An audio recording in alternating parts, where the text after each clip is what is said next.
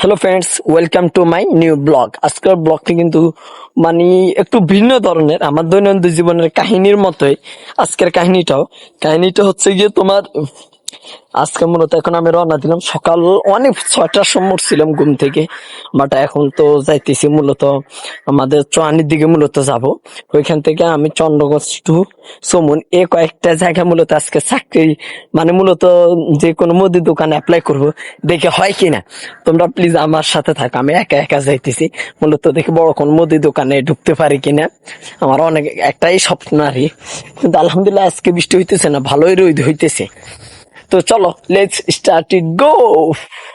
ভাঙ্গাচুরা রাস্তা দিয়ে সোজা রওনা দিয়ে দিলাম চুয়ানি থেকে চন্দ্রগঞ্জের দিকে। এই মুহূর্তে আছি মূলত আমি কই জানো নি, আমাকে যুগি খেলিতে আছি, এখানে কালবেটের উপরে বসে রয়েছি।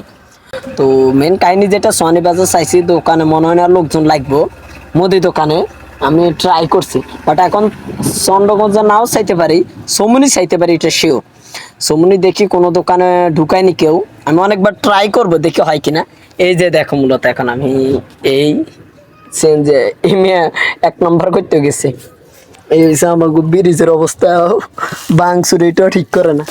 সরকার বেরলে খাল ঠিক করে, খালে হেনা ভর্তি, খোঁজ খবর নাই, সব পাতি নেতার অভাব নাই। এই হচ্ছে অবস্থা, বুঝছো। এই চন্দ্রগঞ্জ থেকে এখন যাইতেছি চৌমুনির দিকে, গাড়ি কি স্পিডে চলতেছে দেখতে থাকো। আর মনে হয় বৃষ্টি আসবে, আকাশ মেঘুলা মেঘুলা দেখা যাইতেছে, কিন্তু ভাবতেও পারিনি আজকে বৃষ্টি আসবে, কারণ যে পরিমাণ রোদ ছিল। তো হঠাৎ করে দেখতেছি যে ওরে বৃষ্টি আস্তে আস্তে আসতেছে। এখানে এক লোকে মূলত উনি দ্রুত রেডি হয়ে গেল আর আমরা তাড়াতাড়ি গাড়িটা মূলত কালো পর্দাটা টানি দিলাম যেন বৃষ্টি না লাগে। কিন্তু এই ঝড় তুফানের ভিতরে এক মহিলা গাড়ি থেকে নামতেছে, আরে কি পরিমাণ নারীদের কষ্ট দেখছো